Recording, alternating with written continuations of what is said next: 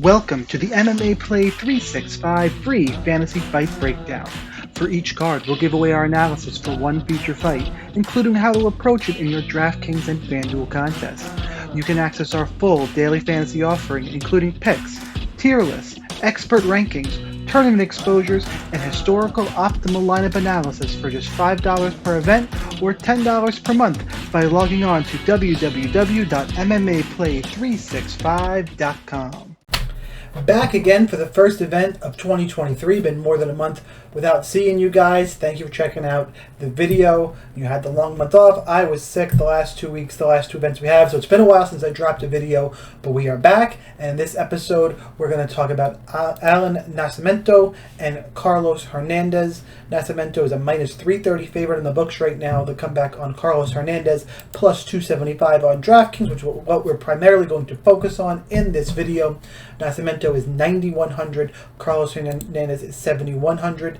Interesting in that, despite what I think is probably one of the biggest skill discrepancies on the card, Nascimento is only the fourth most expensive fighter. All of Rebecki, Nurmagomedov, and Basharat are more expensive than him.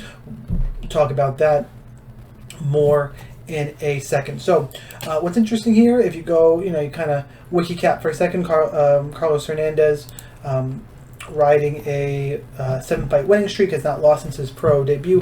Fights a lot of close fights, back-to-back split decisions against Daniel Barres, Victor Altamirano. Not really great competition in my mind. And an LFA was getting decisions, like not a big finisher, which I like to see on the regional scene. Granted, they are flyweights, you don't get a ton of finishes. On the Nascimento side, great win last time out against Jake Hadley.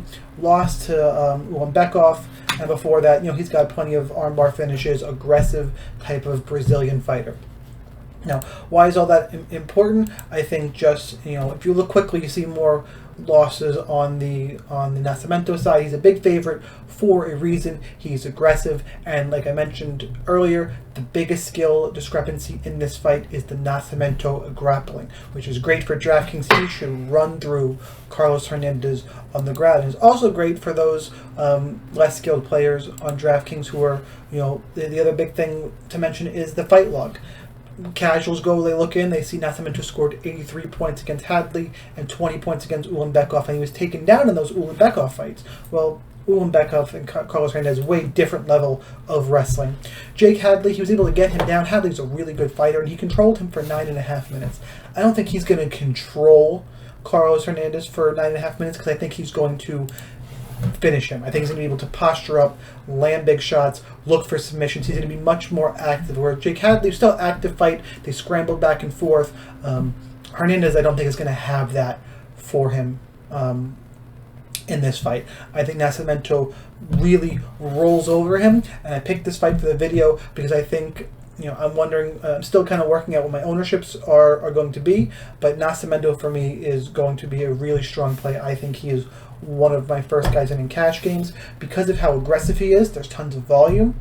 There's finishing upside, which is rare at flyweight, and he likes to grapple, which is great for DraftKings scoring. So all those three things together makes Nascimento one of my favorite plays on the board. I'm going to have a ton of him in tournaments. He'll be one of my core plays. He almost for sure will be in my cash game lineup. I can't say that 100% yet because I haven't built that. By the way, I'm going to be starting a DraftKings cash game lineup builder show, which will drop later in the week. So I'll go through and I'll build a cash lineup or build some options. Can't give away lineups. Not going to do that, but I will show you kind of where I'm thinking. Probably plug in 4 or 5 spots and let you go from there to meet the DraftKings terms and requirements and all that good stuff. So Nascimento, obviously a really strong play. What am I thinking on the Hernandez side? You really can't quickly dismiss him. The reason being, is the other part I wanted to mention. While I'm all about Nascimento's style leads to high-scoring fights on both sides, or will lead to more and more high-scoring fights on both sides. I think that if Nascimento doesn't score big, Hernandez will score big.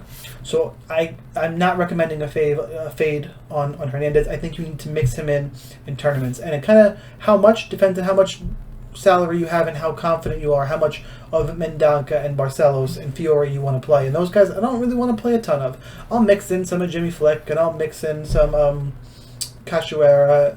But in terms of the basement pricing, the style of fight that Hernandez is going to be in really does interest me.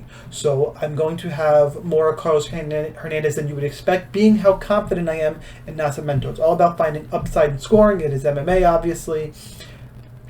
I'm very confident in Nascimento, but don't count out Hernandez in tournaments. Yes, sometimes you play both sides in DraftKings. If you're with me for the first time and you're new to these type of videos, it's not just about picking winners and losers. You want to talk more about that conversation and kind of strategy, follow me on Twitter at @sniper_MMA. Love talking DraftKings, and more importantly, make sure you're checking out all the content, all the fight picks, and all the good stuff over at MMAPlay 365. That's it for this week's free fantasy fight breakdown. Good luck, guys.